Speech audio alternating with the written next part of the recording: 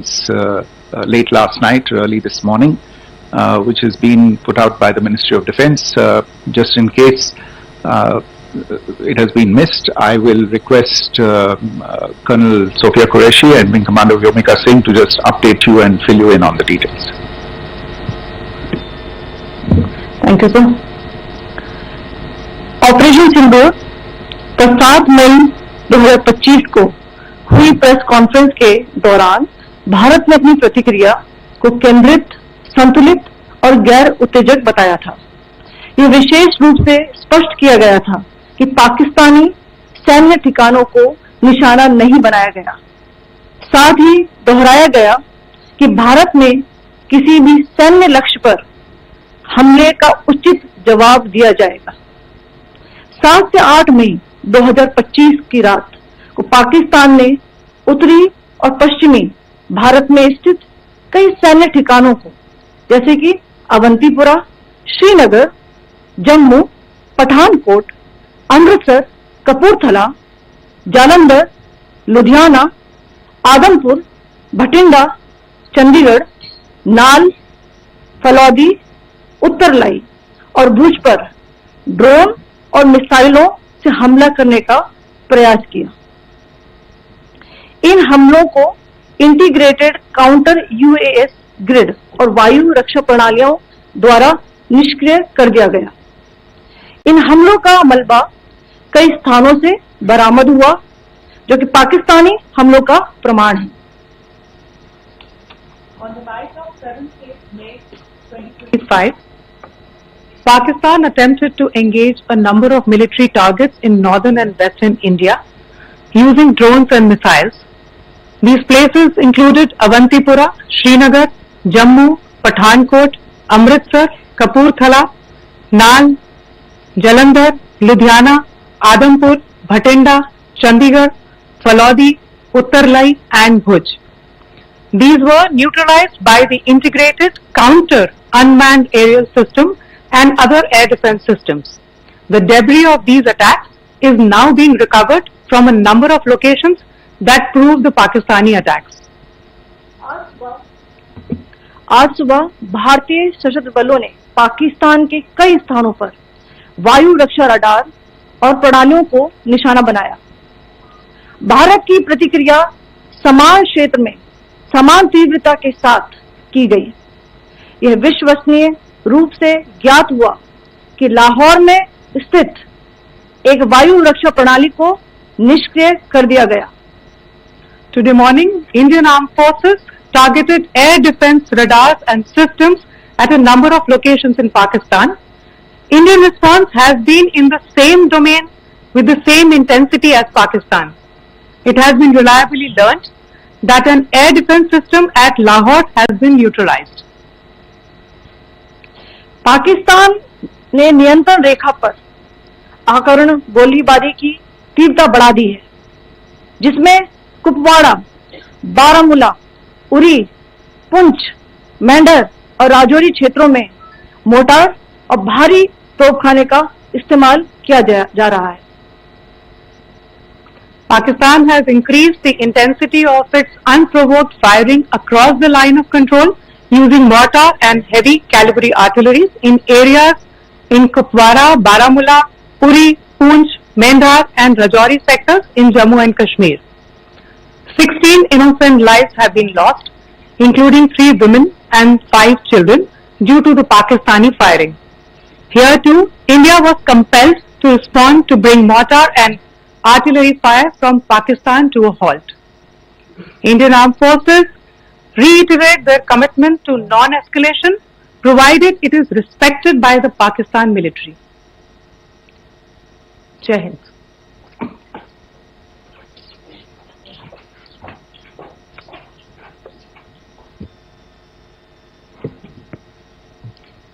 Thank you. Friends, this is, as I said, further to the briefing that was provided yesterday and some of the updates that have been just provided by Colonel Qureshi and Wing Commander Singh. I thought that we would just put some of the aspects related to the events that started on 22nd April with the barbaric terror attack in Pahalgam into further context, because there is a certain amount of commentary that has happened with regard to the events since then, and more than the commentary, there has been a lot of disinformation that has been directed at us from across the border.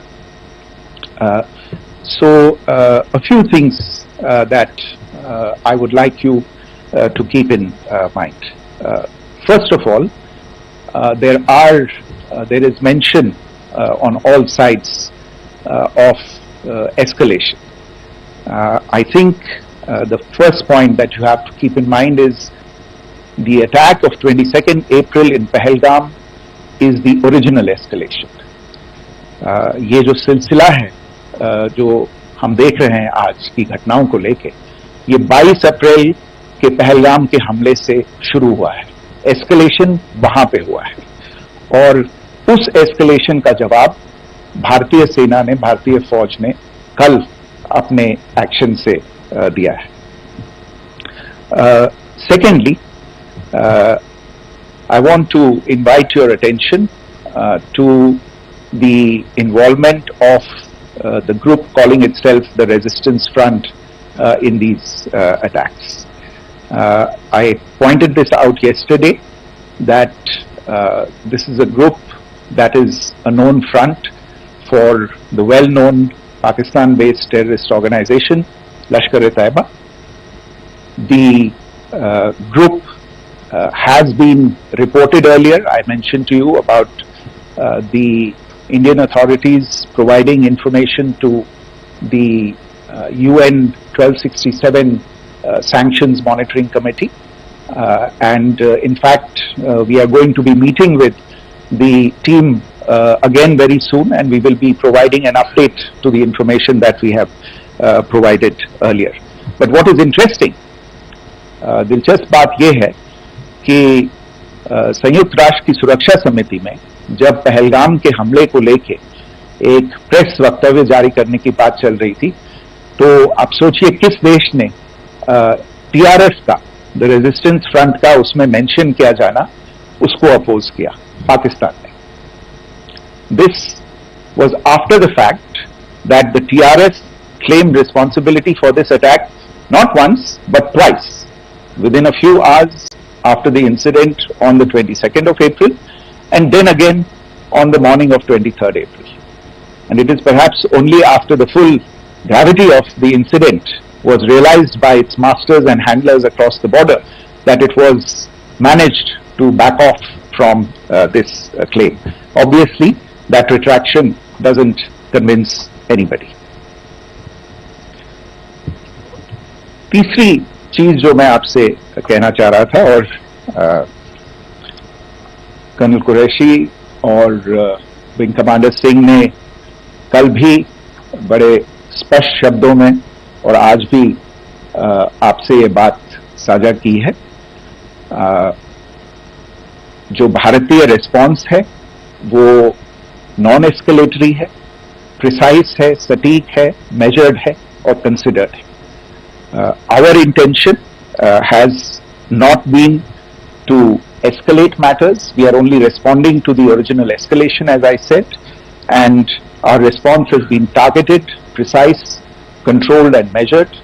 Only no military targets have been selected. Only terrorist infrastructure in Pakistan has been hit. Now, there are, as I said, a number of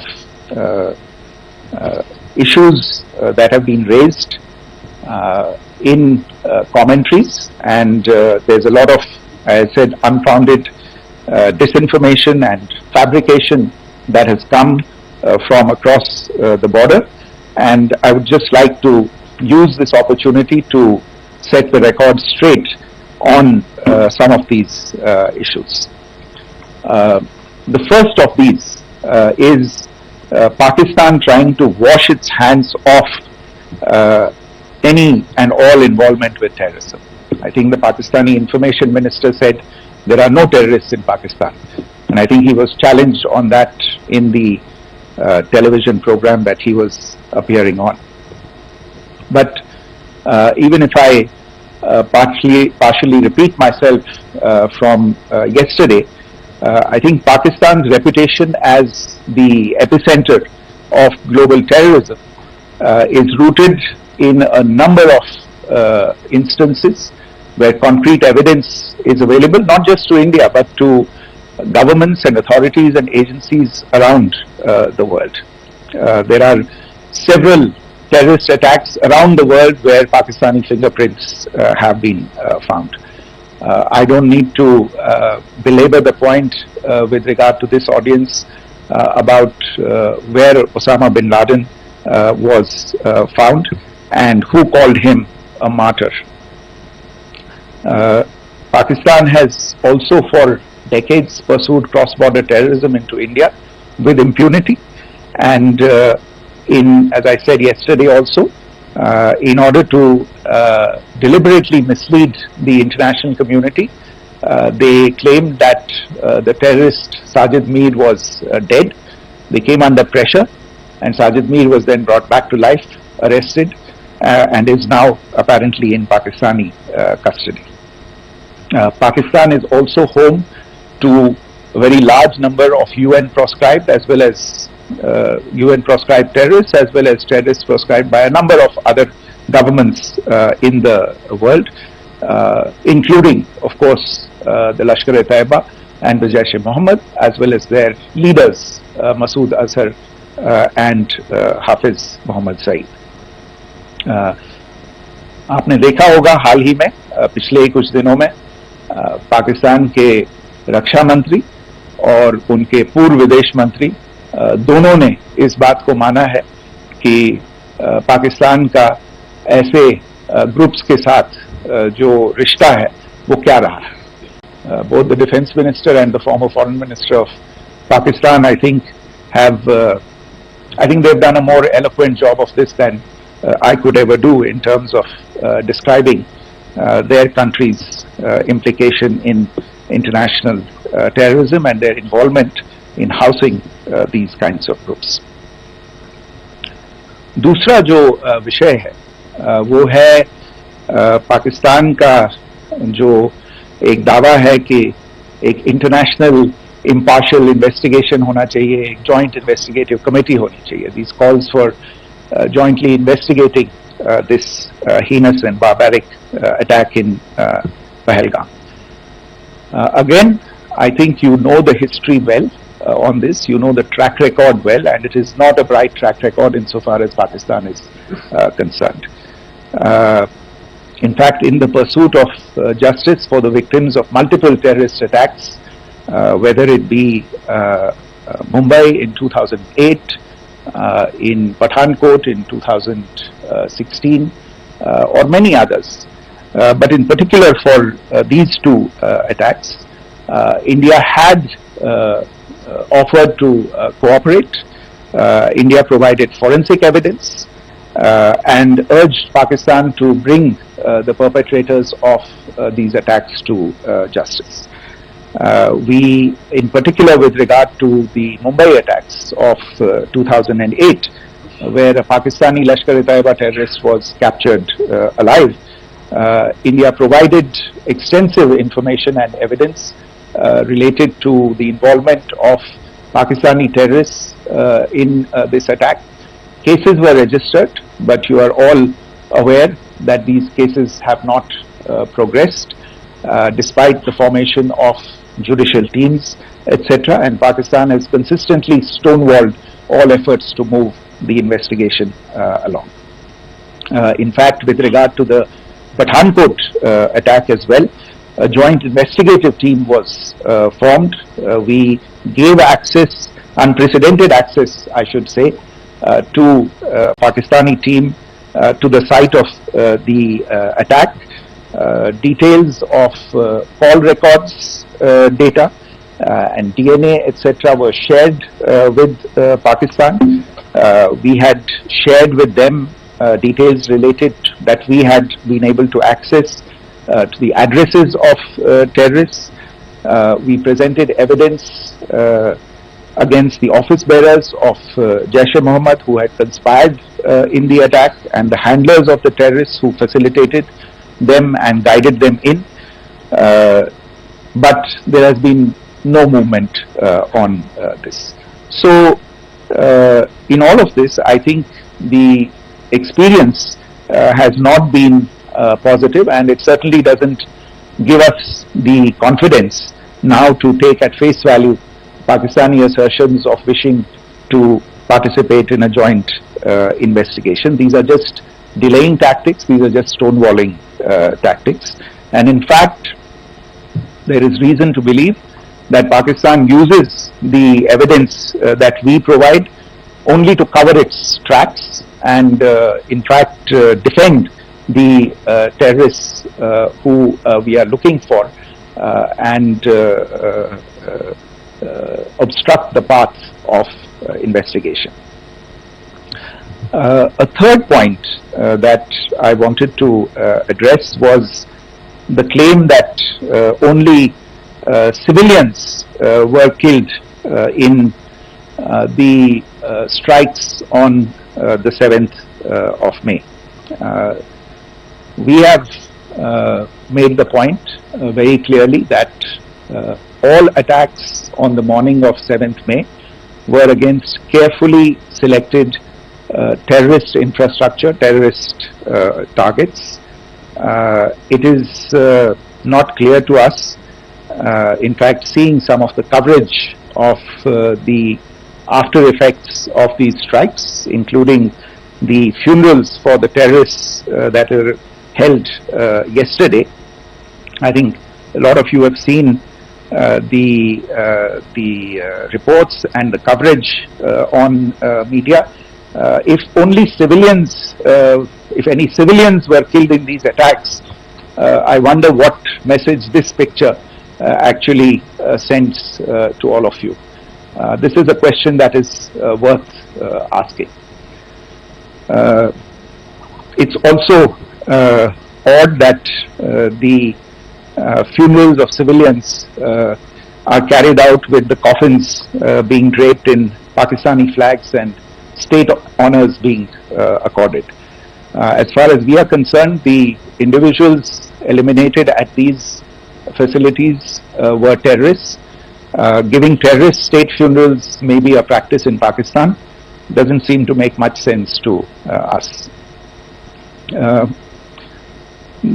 Pakistan has also claimed that India deliberately attacked religious sites.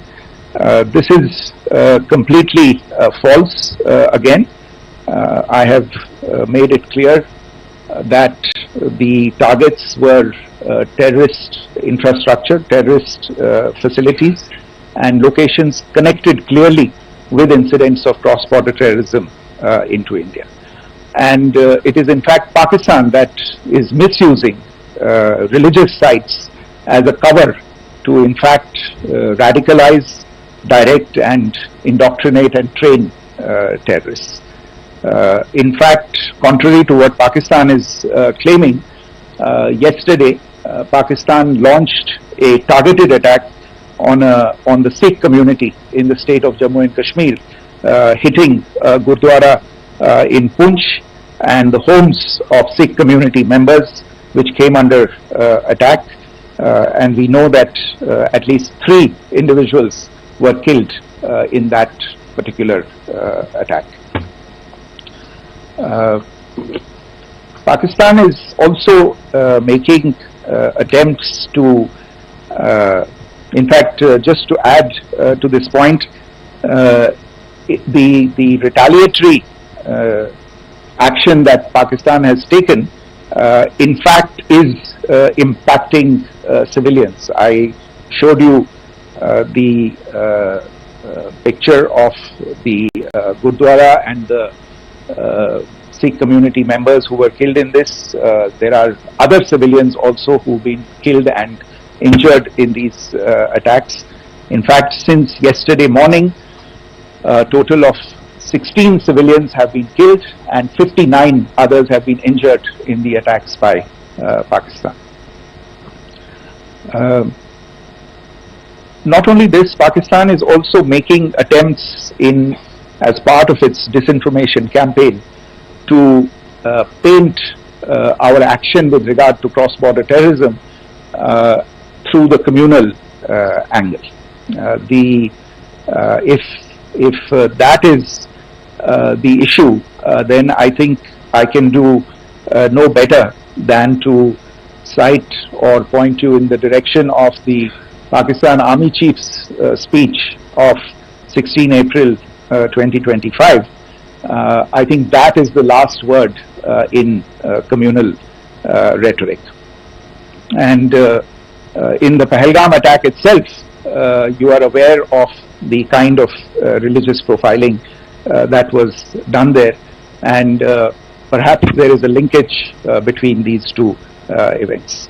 I can only say that these nefarious designs will not be allowed to succeed in India.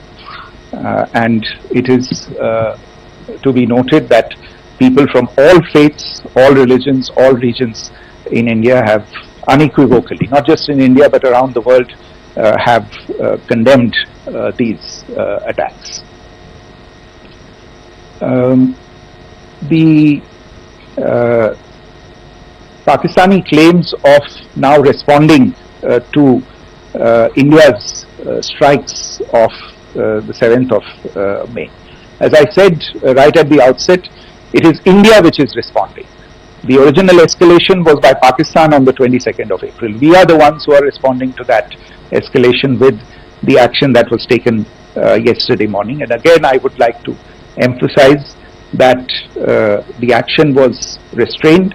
It was directed towards non-civilian, non-military targets and confined to terrorist camps. And again, as we have been saying since yesterday, any further action by Pakistan, some of which we are seeing today, is nothing but escalation by Pakistan now once again, and will be responded to and is being responded to appropriately. One point that I wanted to also address was the allegations to the targeting of a dam, the Neelam Jhelum project in Pakistan occupied Kashmir. I want to say that this is an absolute and complete fabrication and a blatant lie. India has targeted only and only terrorist infrastructure, and the details of that that terrorist infrastructure together with the locations were shared with you yesterday by Colonel Qureshi and Wing Commander Singh. I should note that if this kind of a claim is a pretext for targeting Indian infrastructure of a similar nature, Pakistan will be entirely responsible for the consequences that will undoubtedly follow. Finally, I want to address some issues that have been raised related to the Indus Waters Treaty and the disinformation that has been raised in regard to that as well. The fact is that there have been fundamental changes in the circumstances in which the Indus Waters Treaty was concluded, and they call for a reassessment of the obligations under the treaty. Over the last year and a half to 2 years, India has been in communication with the government of Pakistan. We've sent several notices to them requesting for negotiations to discuss modification of the treaty. India has for 6+ decades now honored the treaty, even during periods when Pakistan imposed multiple wars on us, and even when relations were adversarial.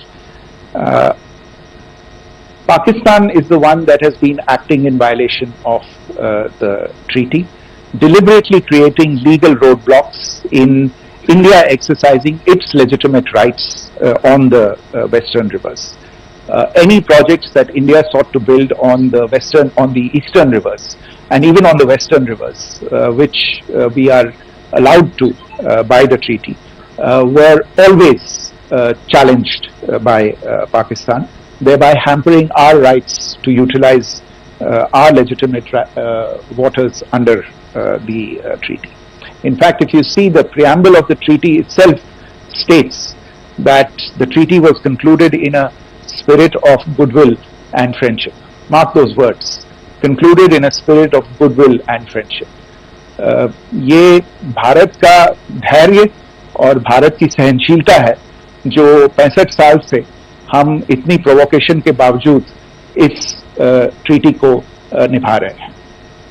However, as has been made clear earlier as well, Pakistan has not responded to our requests to enter into negotiations for a reassessment of the obligations under the treaty. A number of conditions have changed.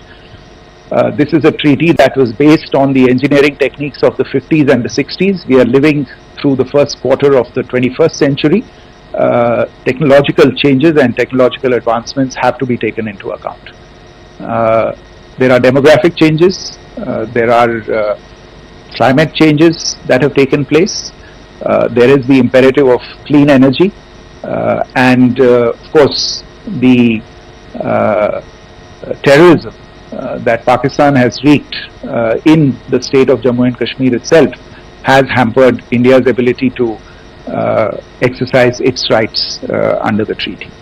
Pakistan's persistent refusal to respond to our request to enter into government-to-government negotiations on the modification of the treaty is, in a sense, itself a violation of the treaty, and therefore India has taken the step of putting the treaty in abeyance until Pakistan abjures irrevocably its support for cross-border terrorism. Maybe I'll stop there. I mentioned earlier yesterday as well that this is an evolving situation. I would therefore ask all of you to be considerate and restrained. It will not be possible for us or my colleagues from the armed forces to share operational details at this point in time. Beyond that, if you have any questions, may I have time for only a few, and I'll try to answer those questions. Okay, I give the floor to Rishabh. Secretary, good evening. This is Rishabh from Times Now. I just wanted to understand, as per the press release that has been released earlier today, it says that we have successfully hit at the air defense of Lahore. Does it give our forces a better chances if in case of further escalation? And are there other air defense places as well at strategic location that were targeted? Rishabh, you are violating the first rule that I set out at the end of my remarks. The press release that has been issued by the Ministry of Defence today speaks for itself. It is related to operational matters. It's been released by the Ministry of Defence. As more information becomes available, it will be released at the appropriate time. Once again, please don't go into operational details at this point in time, because this is a constantly evolving situation. Yeah, go ahead. Secretary Smita Sharma, just wanted to ask, the Pakistani Minister Ishaq Dar in an interview has claimed that the national security advisors of India and Pakistan have spoken to each other. If you could confirm or deny, and is complete severance of diplomatic ties with Pakistan also on the table?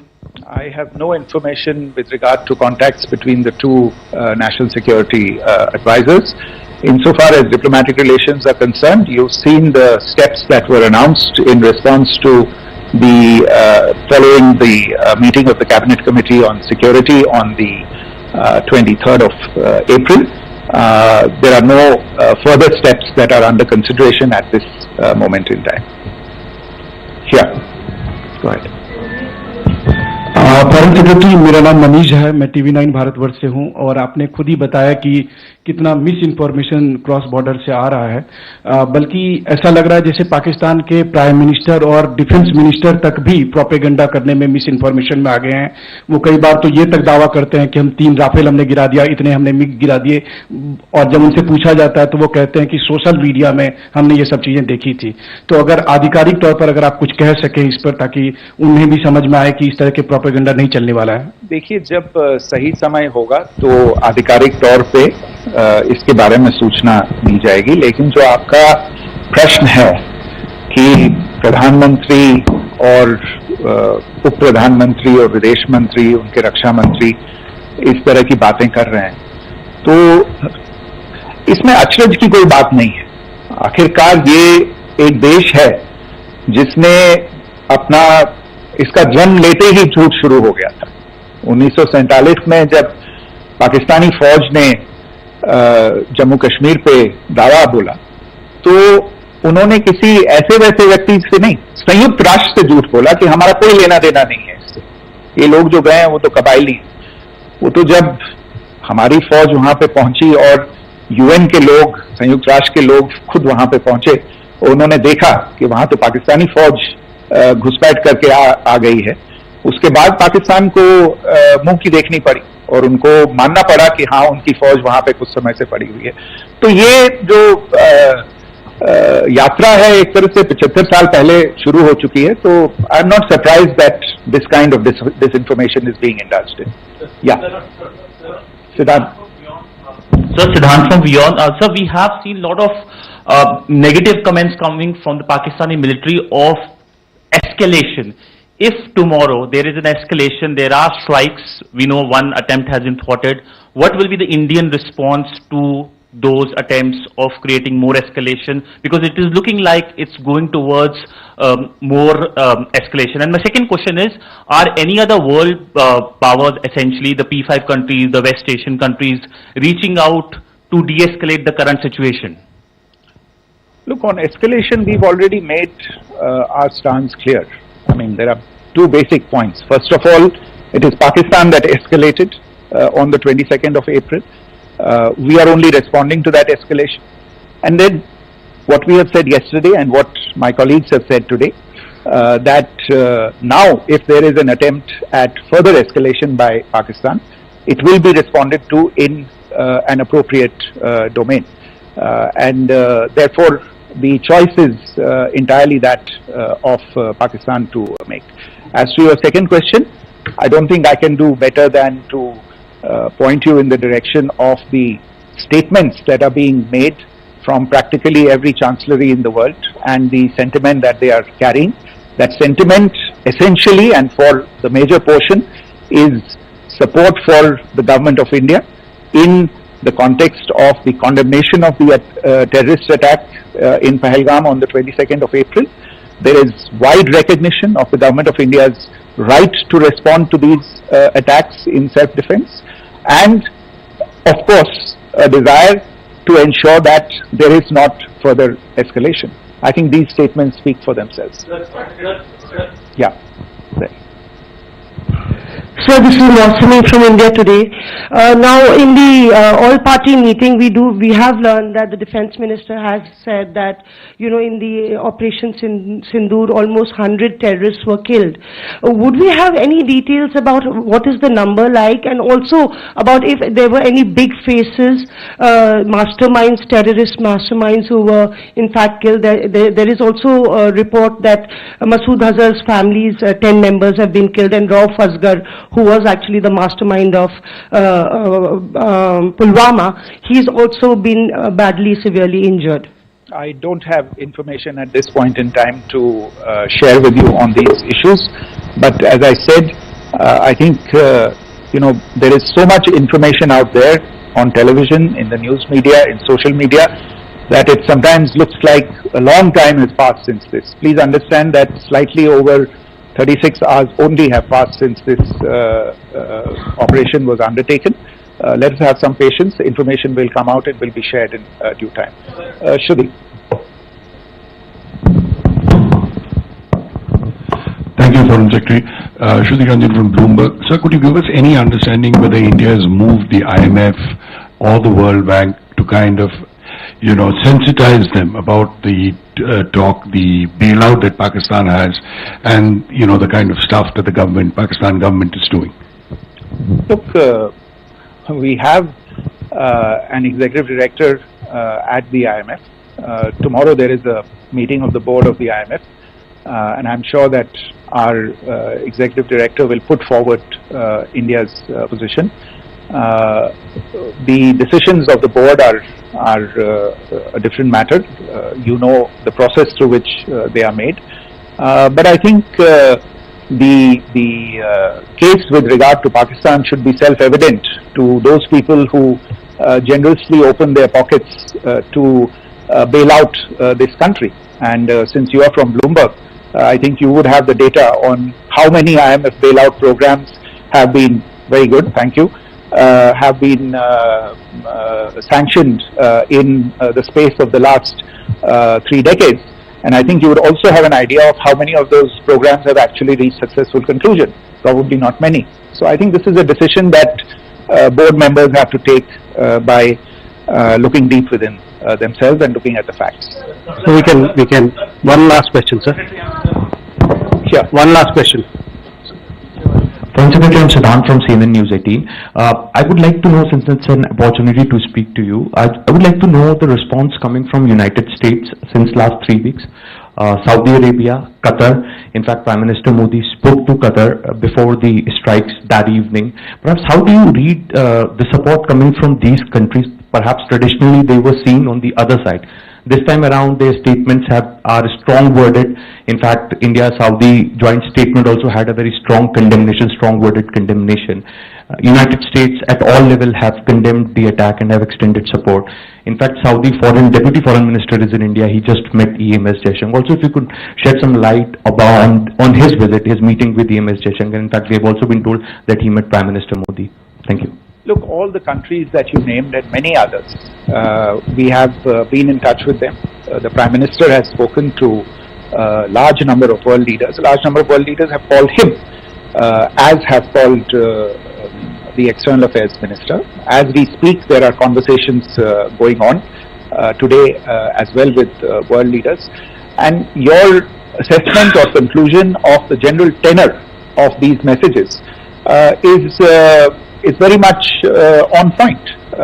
And I think this is a recognition of the fact, firstly, of the barbaric nature, the unprecedented nature and character and features of the attack in Pahalgam, and a recognition of India's right to respond to this, and also a recognition of the fact that in responding, we have been nothing but responsible and have done so in a restrained, in a measured, and in a non-escalatory manner.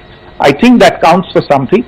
People have taken that into account, and that is what is explaining the kinds of reactions that we are seeing. And we appreciate the sentiments and the statements that have been made by the vast majority of world leaders.